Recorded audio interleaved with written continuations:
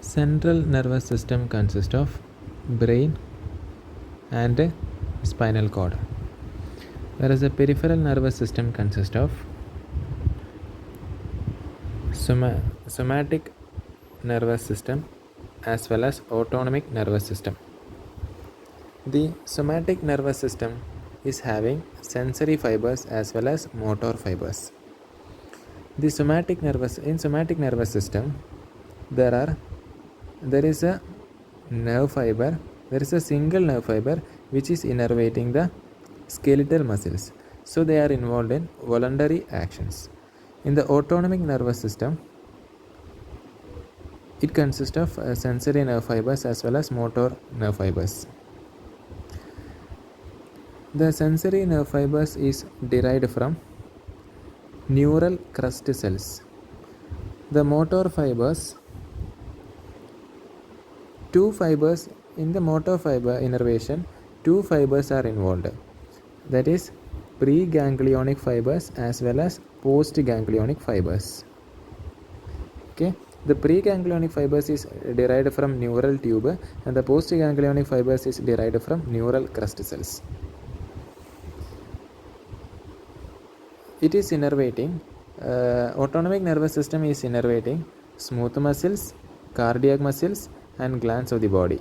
Smooth muscles, cardiac muscles and glands of the body. So they are involved in involuntary actions.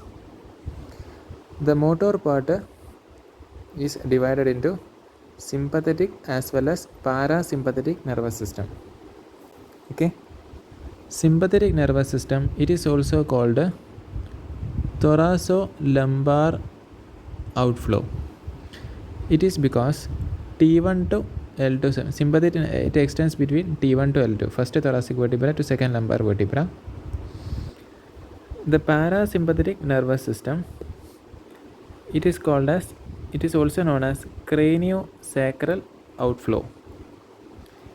It is because the cranial nerve 3, 7, 9, 10 are involved here, and S2 to S4 segment are involved here. Okay. Now, in the sympathetic nervous system, there is preganglionic fibers as well as postganglionic fibers. The preganglionic fibers is cholinergic, whereas the postganglionic fibers is adrenergic. That means cholinergic means they release neurotransmitter acetylcholine. Adrenergic means they release norepinephrine as the neurotransmitter.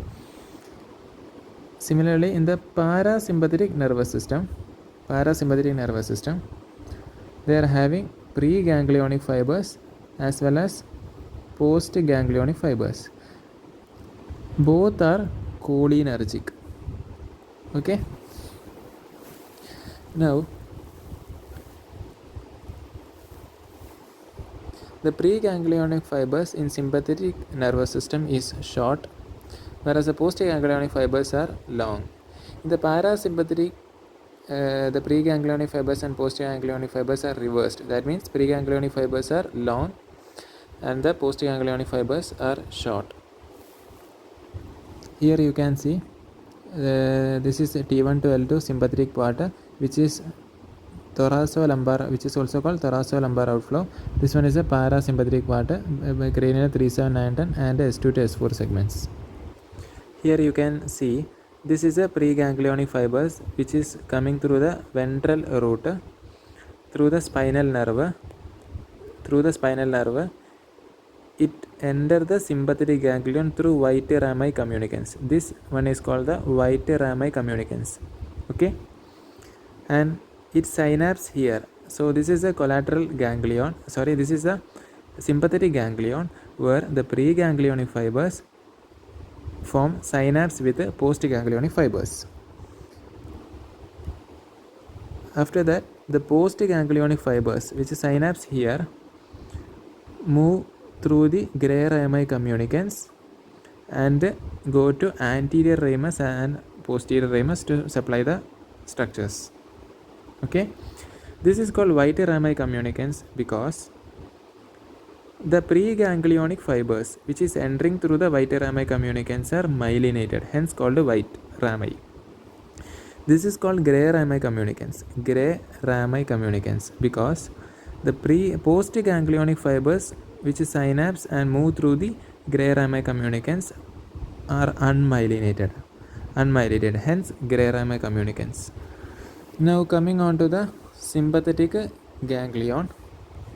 So you can see this is a sympathetic ganglion which are arranged on either side of the vertebral column. So they are paravertebral in position. Paravertebral. That means they are arranged in either side of the vertebral column. It is a content of posterior mediastinum. Now you can see it is extending from the base of the cranium to the coccyx region, and the sympathetic trunk on either side fuse together at a position called ganglion impar. Okay.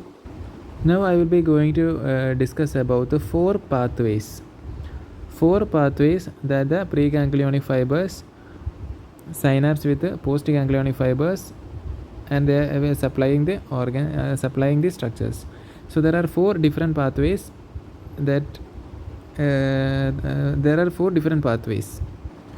First one, peripheral sympathetic innervations. At the level of origin of preganglionic fibers. That means the peripheral sympathetic innervations are provided at the level of origin of preganglionic fibers. That means here you can see this is a preganglionic fibers which is synapsing at the postganglionic fibers. Okay. Just taking an example of T10 spinal segment. Here you can see that the postganglionic fibers is synapsing at the same level where the preganglionic fiber is originated and supplying the dermatome anteriorly through the anterior ramus as well as posteriorly through the posterior ramus. So hence generalizing this, you can see the sympathetic innervations are provided from T1 to L2 segments. So that T1 to L2 segments is giving the sympathetic supply.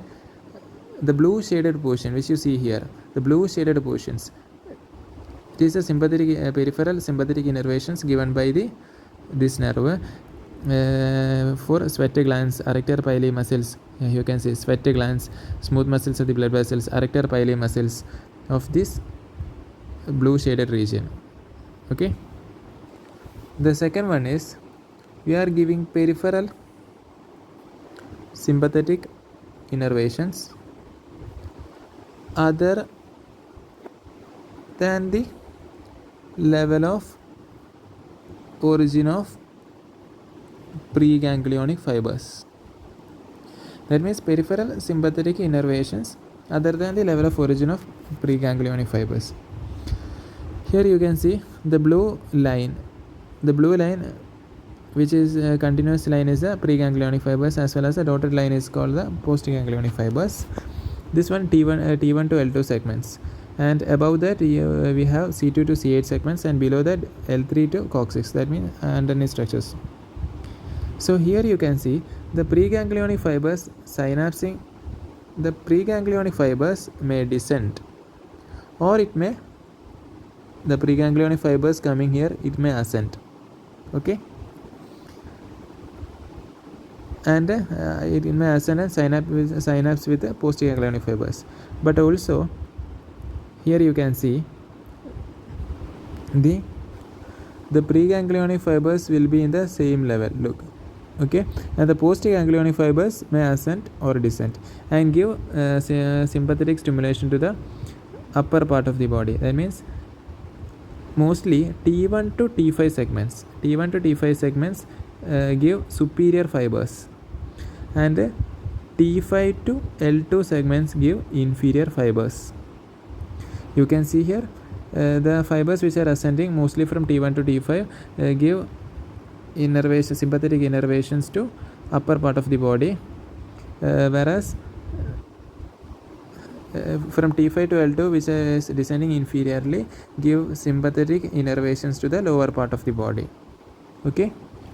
One more point I would like to highlight is that the white rami communicants.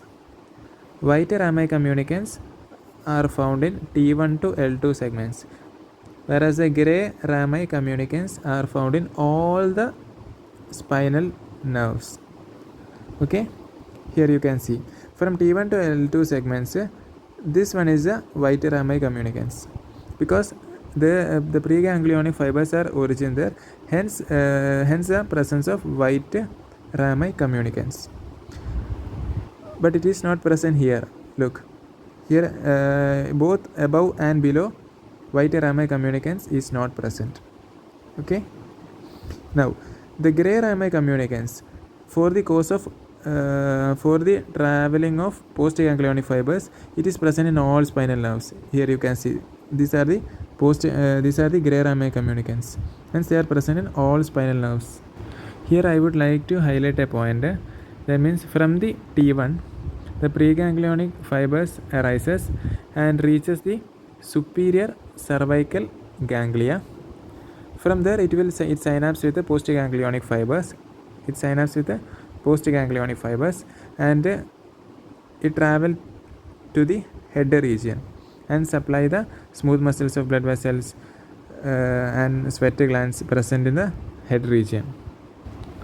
Third one, sympathetic innervations to cervical and thoracic viscera. Here you can see, so the innervations are coming mostly from T1 to T5 segments. There is preganglionic fibers which synapse at the same level, or they may ascend and synapse at a different level.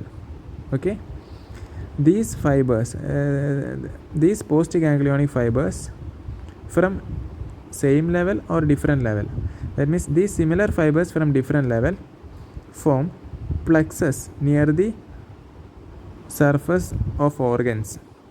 In the case of heart, it is cardiac plexus. In the case of lungs, it is pulmonary plexus. This cardiac plexus will also get branches from parasympathetic nerves, and they will supply the organs. That means they will supply the heart. They will give branches to the heart. The last and the fourth one is the sympathetic innervations are given to abdominal and pelvic viscera. So sympathetic innervations are provided to abdomen and pelvic viscera. Okay, here the segment involved are T5 to L2 segments. I would like to mention about from T5 to T9, they form greater splanchnic nerves. From T10 and T11, they form lesser splanchnic nerves. T12, it forms least splanchnic nerves. Okay, and you must keep in mind that these splanchnic nerves are preganglionic fibers, not postganglionic fibers. It is because here you can see the preganglionic fibers through the ventral root, it reaches through the ventral rami without synapsing at collateral ganglion. Without, this is T5 to T9, this is T9 and T9. Without synapsing at sympathetic ganglion, they move a long route and reaches near the root of major arteries such as abdominal aorta and form ganglions there. Okay, You can see T5 to T9 form greater splanchnic nerves, T10 and T11 form lesser splanchnic nerves, T12 form the least splanchnic nerve, and lumbar splanchnic nerves, sacral splanchnic nerves. Okay, this splanchnic nerves means they are originating from different level, but they are similar fibers. Okay, from here the postganglionic fibers, synapse, these are prevertebral plexus. From here the synapse and will be provided to abdominal and pelvic viscera. Okay, I would also like to mention here that here the preganglionic fibers move a long route and reaches the adrenal medulla and they will reach the chromaffin cells. These preganglionic fibers will give direct synapse with this chromaffin cells, and the chromaffin cells releases adrenaline and noradrenaline. So this postganglionic fibers are not present in this case. Now going to the applied aspect, I would like to mention about the referred pain. So by giving an example, I will generalize it. That means this is a spinal cord which is a part of CNS. Okay, here we have, this is a level of spinal cord which is supplying receiving sensory fibers from the gut, as well as the sensory fibers from the skin which is corresponding dermatome. Okay, so a pain information, that means the gut is having low sensory output, whereas the skin is providing high amount of sensory output. So the pain from the gut, in the referred pain, the pain from the gut is interpreted by the CNS as coming from the skin.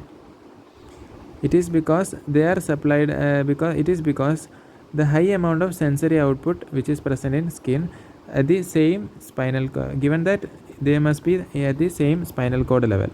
That is, the sensory information is coming to the spinal cord from one location, but it is interpreted by the CNS as coming from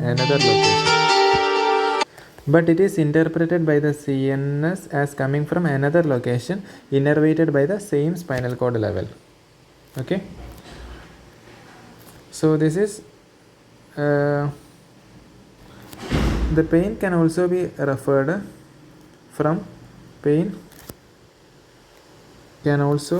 from one somatic region to another. For example, peritoneum, the inferior surface of the diaphragm at the peritoneum. When we are giving irritations, this is innervated by phrenic nerve. That means C3, C4, C5. So when we are giving irritation to peritoneum, we will feel pain at the top shoulder skin. That means at the top of the shoulder skin, the skin at the top of the shoulder, we feel pain. It is because that shoulder top is innervated by supraclavicular nerve. So the supraclavicular nerve and the phrenic nerve is having the same spinal cord level. That is why this is happening, and this is called a referred pain. This is an example of a referred pain. Here you can see the appendix is inflamed, and this is the T10 spinal level. The T10 spinal level is receiving sensory fibers which is sensing the pain information. The same, but the CNS is interpreting it as coming from the T10 dermatome. Okay, this is an example of referred pain.